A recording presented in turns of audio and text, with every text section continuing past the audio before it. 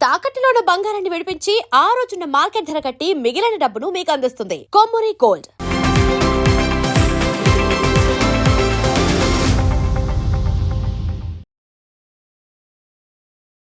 నమస్తే, నేను ముఖేష్. ఈరోజు మనతో పాటు ఉన్నారు ప్రముఖ జ్యోతిష్య వాస్తు పండితులు, జ్యోతిష్య వాస్తు శిక్షణ నిపుణులు, శ్రీ లలితాదేవి ఉపాసకులు బ్రహ్మశ్రీ నానాజీ పట్నాయక్ గురూజీ గారు. నమస్కారం గురువు గారు. శ్రీమాత్రే నమః. బ్రహ్మం గారు చెప్పినట్టు ఈ కలియుగంలో వీరభోగ వసంతరాయలు రాబోతున్నారు, ధర్మాన్ని నిలబెట్టబోతున్నారని చెప్పేసి కొంత చర్చ అయితే జరుగుతుంది సార్. ముఖ్యంగా కలియుగంలో ధర్మం మొత్తం నశించినప్పుడు ఆయన అవతరించబోతున్నాడు అని చెప్పేసి అయితే చెప్పడం అయితే జరుగుతుంది. సో ఏంటి సార్ అసలు ఇది? ఒకటండి, కలియుగం చాలా మంది ఇప్పట్లో ఏదో అంతమైపోతుంది అంటున్నారు. ఇప్పట్లో ఏమవ్వదు, ఇంకా చాలా సంవత్సరాలు ఉంది. మనకి జస్ట్ ఒక మొదటి పాదం మాత్రమే నడుస్తుంది. ఇంకా కలియుగం ఇంకా 4 పాదాలు ఉంది. అంటే మనుషులంతా చనిపోతారా సార్ చివరికి ఎండింగ్ వచ్చేసరికి? ఎట్లా అన్నట్టు అంటే మీరు ఒకసారి అబ్జర్వ్ చేయండి.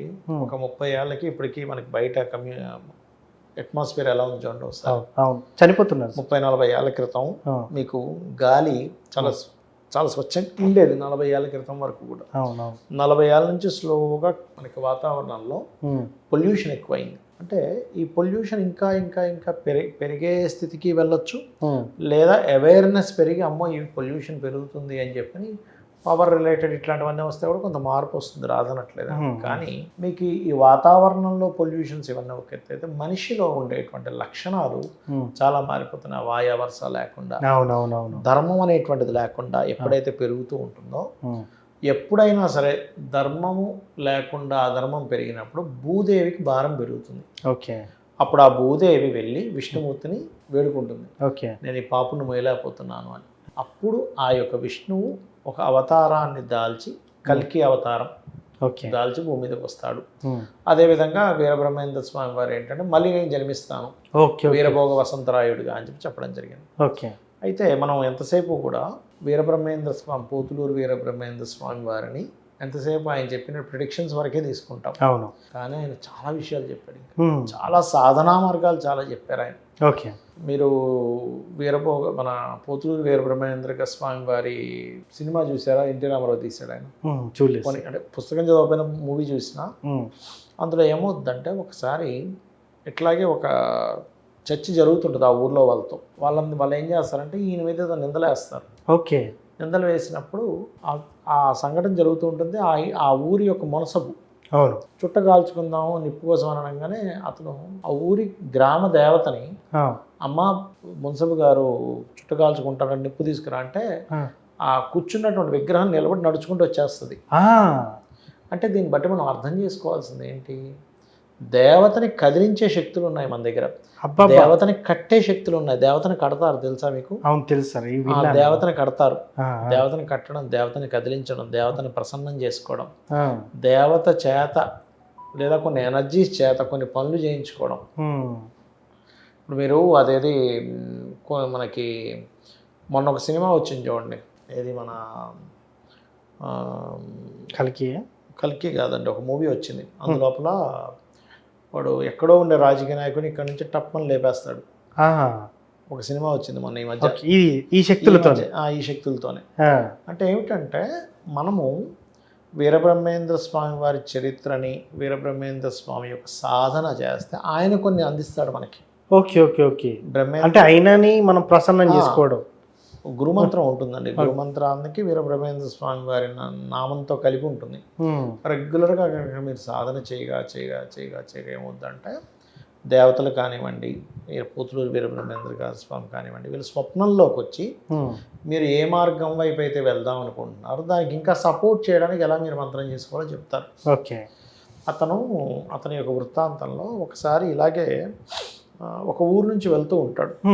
ఆ ఊళ్ళో ఉన్న వాళ్ళందరూ ఏంటంటే ఆయన హేళన చేస్తాడు. ఓకే.